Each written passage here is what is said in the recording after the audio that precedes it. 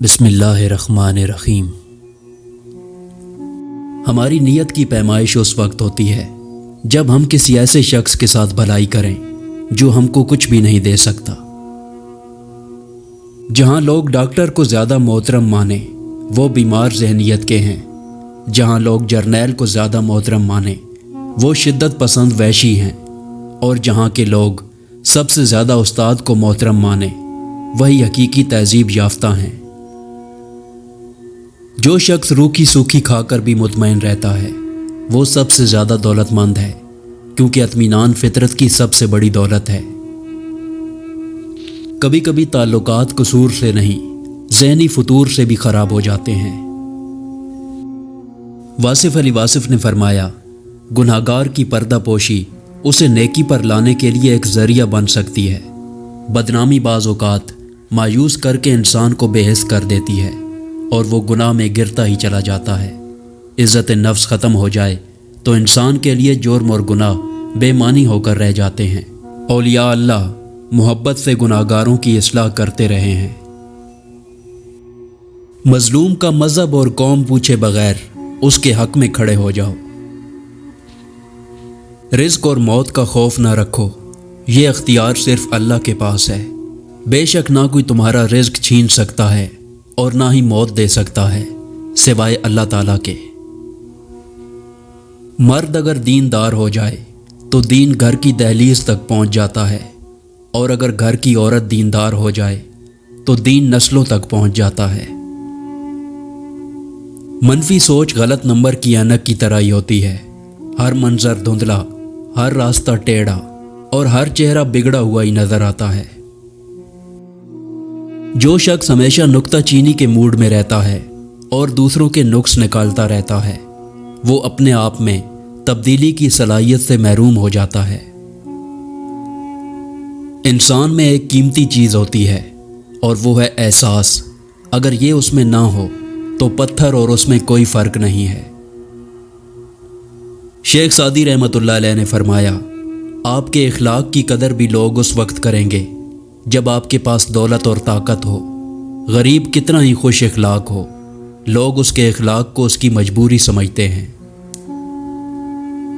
اشفاق احمد لکھتے ہیں کہ ہمارے ساتھ یہ بڑی بدقسمتی ہے کہ ہمیں بازاروں میں جانے کا وقت مل جاتا ہے، تفریح کے لیے وقت مل جاتا ہے، دوستوں سے بات کرنے کا وقت مل جاتا ہے، لیکن اپنے ساتھ بیٹھنے کا، اپنے اندر جھانکنے کا کوئی وقت میسر نہیں آتا۔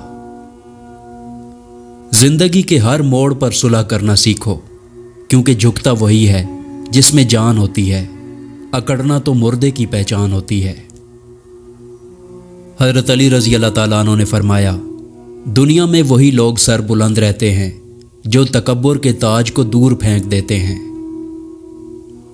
کسی نیکی کو معمولی نہ سمجھیں، شاید وہی آپ کی مغفرت کا وسیلہ بن جائے۔ فقیری یہ ہے کہ آپ زمین کے اوپر کا کردار اور زمین کے اندر جانے کے بعد کا کردار برابر کر دیں۔ اپنے الفاظ کے غلام بننے سے بہتر ہے کہ اپنی خاموشی کے حکمران بن جائیں۔ دولت اور سچی محبت بچپن میں مفت ملتی ہے، جوانی میں کمانا پڑتی ہے اور بڑھاپے میں مانگنا پڑتی ہے۔ مولانا جلال الدین رومی رحمۃ اللہ علیہ نے فرمایا، سب مر کر قبروں میں جاتے ہیں، لیکن اچھا انسان مر کر لوگوں کے دلوں میں چلا جاتا ہے اور لوگ یاد کے ذریعے اسے زندہ رکھتے ہیں۔ تلخ باتوں کے جواب سب کو دینے آتے ہیں، پر کبھی کبھی پرورش زبان کو روک لیتی ہے۔ مشکل کشا کی تعریف ہی یہی ہے کہ لوگوں کی مشکلیں حل کرنا اور اپنی مشکل پہ خاموش رہنا۔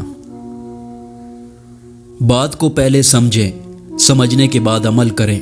اگر فائدہ مند پائیں تو پھر آپ کو یہ حق حاصل ہوتا ہے کہ آپ وہ بات دوسروں کو سمجھائیں۔ دنیا کی سب سے سستی چیز مشورہ، ایک سے مانگو تو ہزاروں دیتے ہیں، اور دنیا کی سب سے مہنگی چیز مدد، ہزاروں سے مانگو تو کوئی ایک کرتا ہے۔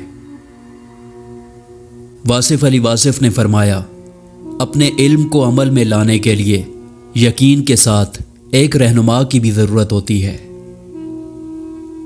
عقل اور زبان کا تعلق بالکل الٹا ہے، کیونکہ عقل جتنی چھوٹی ہوگی زبان اتنی ہی لمبی ہوگی۔ ہر اس شخص کو وضاحتیں دے دے کر اپنے وقت اور سکون کو برباد کرنا بے وقوفی ہے، جو ہمیشہ آپ کو غلط سمجھنے کے لیے مصروف عمل رہتا ہے۔ جو لوگ صبر کرتے ہیں یا تو وہ جیت جاتے ہیں یا پھر سیکھ جاتے ہیں۔ حضرت علی رضی اللہ تعالیٰ عنہ نے فرمایا، اگر جاہل خاموش رہتے تو لوگوں میں اختلاف نہ ہوتے۔ طاقت یہ ہے کہ انسان آنسو بہانے کی بے شمار وجوہات ہونے کے باوجود مسکرانے کو ترجیح دے۔ دو چیزیں انسان کا پیچھا کرتی ہیں، رزق اور موت اس وقت تک نہیں آتی جب تک رزق پورا نہ ہو جائے۔ اچھے لوگوں کی مثال اس موم بتی کی مانند ہے جو خود تکلیف اٹھا کر دوسروں کو روشنی مہیا کرتی ہے۔